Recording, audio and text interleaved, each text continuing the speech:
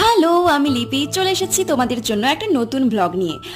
ভাবছো এই পুচকা পুচকিগুলো কি করে আমাদের বাড়ি এলো আর কেনই বা এলো এখন।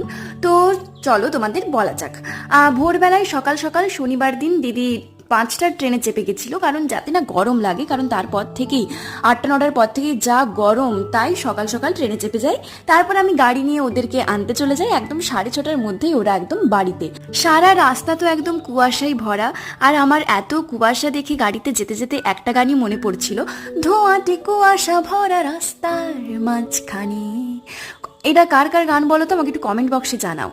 আর খুবই সুন্দর একটা সকাল দেখে একদম মন ভালো হয়ে গেছিল। তারপর দিদিদের নিয়ে বাড়ি চলে এলাম। আর হ্যাঁ, যে জন্য দিদিরা এসেছে, আমার রেজিস্ট্রি ম্যারেজ, সেই কারণেই ওদের আসা। আর এই ব্লগটা তোমরা একটু দেরিতেই দেখতে পাচ্ছ, কারণ আমি অনেক ব্যস্ত ছিলাম, তাই আপলোড করা হয়নি। পরের ভিডিওতে আমি কেমন ভাবে আমার রেজিস্ট্রি ম্যারেজের জন্য সেরেছিলাম অবশ্যই